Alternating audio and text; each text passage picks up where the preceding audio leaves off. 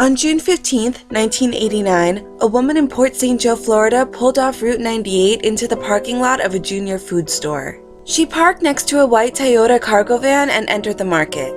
Later, when she emerged with her groceries, the white van was gone, but in the vacated space beside her car, she found what appeared to be a Polaroid photo lying face down on the asphalt. She picked it up, turned it over, and the image she saw would become one of the most mysterious unsolved crimes ever.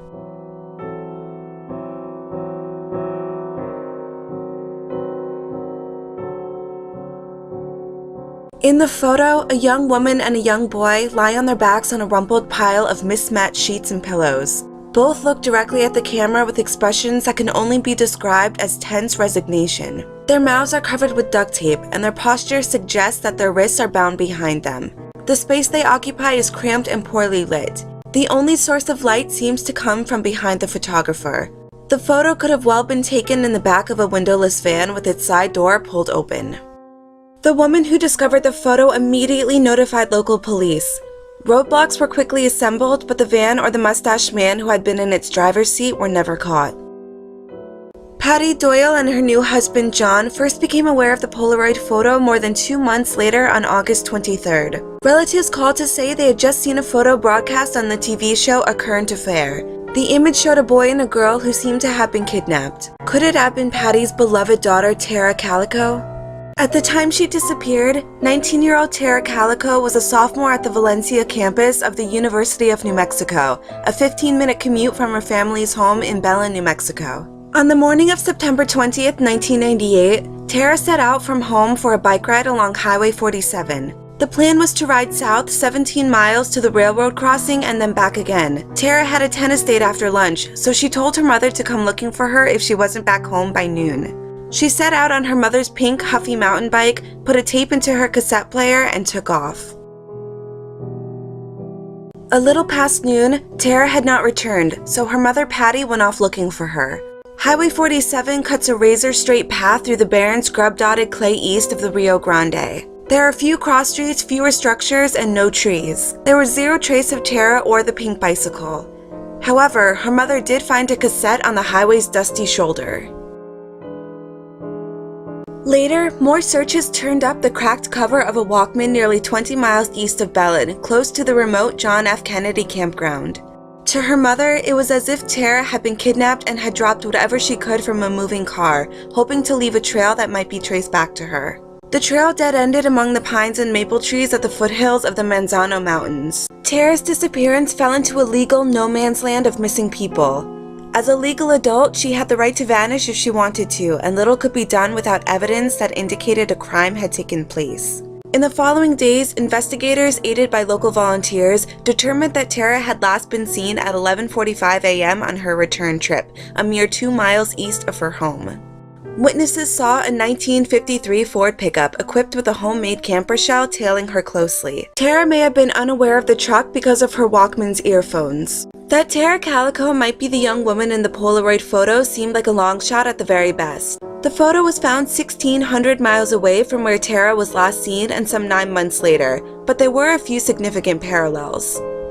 The young woman in the photo had the right hair color and complexion. A discolored patch on the young woman's right calf corresponded to a scar Tara had received in a car accident.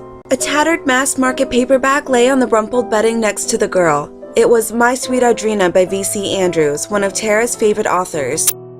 The girl's face looked more drawn and narrow than the most recent photos of Tara, the pictures that were on all the flyers and posters, but months had passed. Allowing that her daughter had been missing the better part of a year, and that the young woman in the photo wore no makeup, Patty felt fairly certain that the girl in the Polaroid was her daughter. But even more compelling than the girl's similar appearance was the fact that the young boy in the photograph bore a striking resemblance to another child who had gone missing in New Mexico. His name was Michael Henley, and he had vanished a mere 5 months before Tara, just 45 miles south of Belen in the Cibola National Park. This chilling link between the Polaroid and New Mexico only amplified the mystery surrounding Tara's disappearance. Had some unknown person abducted both children? On April 21, 1988, Michael Henley of Milan, New Mexico disappeared on a camping trip in the Oso Ridge area of the Zuni Mountains. Henley's father and a family friend had brought the 9-year-old with them to hunt wild turkey. About 20 minutes after their arrival at the campsite, while the adults were busy setting up, Michael vanished. It seemed likely he had wandered away from the campsite and got lost in the landscape. Michael's father quickly reported him missing, but the hunt was hamstrung by a sudden high-altitude storm. Heavy snow made navigating the boulder-strewn landscape nearly impossible. To make the search yet more urgent, when last seen in the afternoon heat, Michael had only been wearing a flannel shirt, pants, and tennis shoes. 400 volunteers, state police officers, and National Guardsmen clambered through the wilderness within a 10-mile radius of the campsite, scouring every inch. Civil Air Patrol volunteers crisscrossed the sky during daylight hours, as well as announcements airing on the radio. Tennis shoe tracks were found in the snow, but several searchers in the area were wearing shoes with similar soles to Michael's.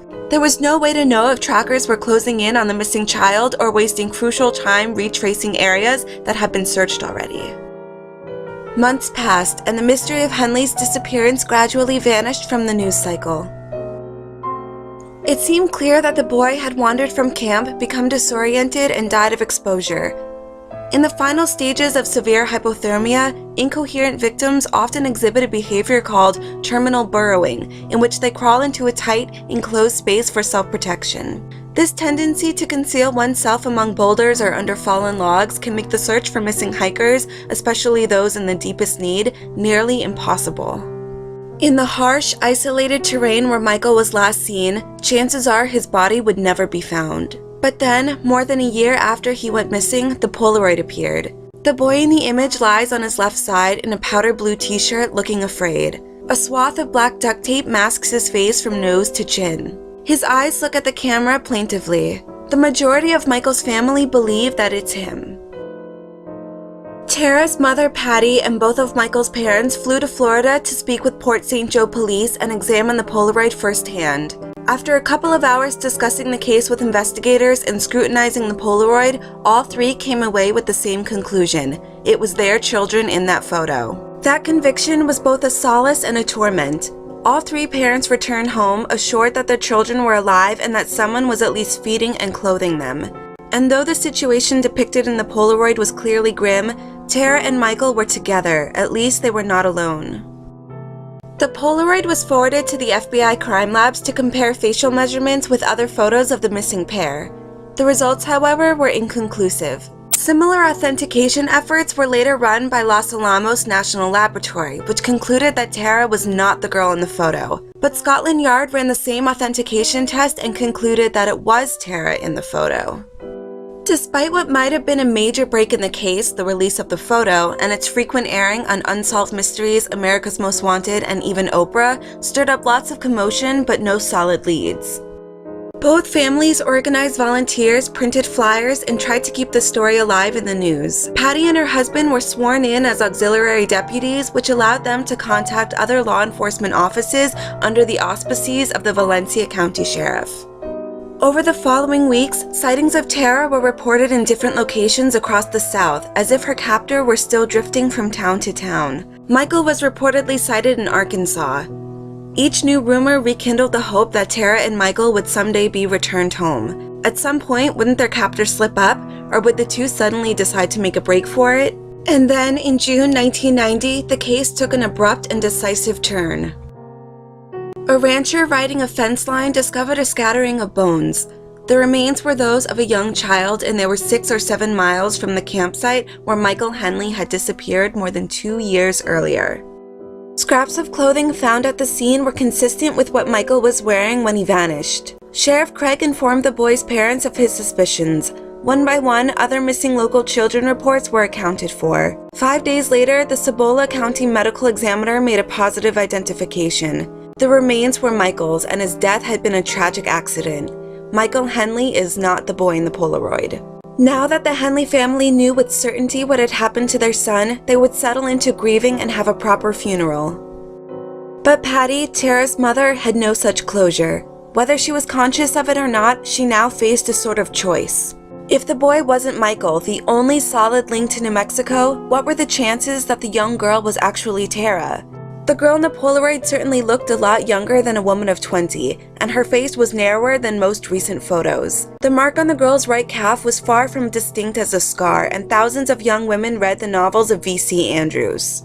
Despite new public doubts, Patty's conviction about the Polaroid was never shaken. In 1997, 7 years after Michael Henley had been laid to rest, she weighed in on a website discussion board about the case. "I am Tara's mom and would like to respond to questions that Crushed Velvet posted. Tara did not have any book with her when she disappeared. We can only guess that the abductor either gave the book to Tara because V.C. Andrews was one of the many authors that Tara read. Another possibility is that the book was placed in the photo because the ultimate subject of that book was brainwashing."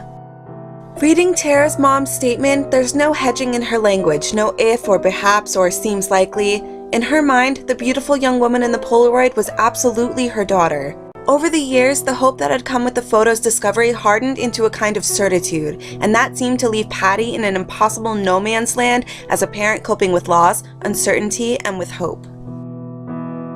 Patty's search for Tara never lagged. She made TV appearances, sent out hundreds of thousands of flyers, and never seemed to begrudge a press interview that might keep her daughter's story alive. A moment or opportunity was never missed to find Tara by her mom or dad. Michelle, Tara's younger sister, told Crime Magazine. "It is impossible to describe in words an indescribable emotion. Unfortunately, only those who have gone through this can understand the emotions that change from year to year, month to month, day to day, and minute by minute." Over those years, 2 other Polaroid photos were discovered, which may or may not be photos of Tara. Neither has been released to the public. The first, discovered at a Southern California construction site, is a blurry image of a girl's face, her mouth covered with duct tape. The film used was not available until 1989, and the girl seems to be lying on a sheet similar to the blue striped pillowcase in the original photo. The final Polaroid shows a woman loosely bound and blindfolded in gauze, wearing large framed glasses. She seems to be riding an Amtrak train next to an unidentified man. The image is on film that was not available until 1990. Recent history provides us with just enough happy endings, Elizabeth Smart, J.C. Dugard, the trio of Seymour Avenue in Cleveland, to keep alive some ember of hope that Tara Calico might someday return. Tragically, at the age of 64, Patty Doyle passed away after a series of strokes.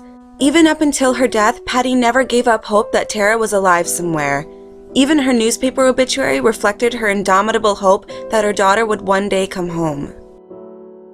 Patty is survived by her husband John, 4 children, 4 grandchildren, nieces, and sisters.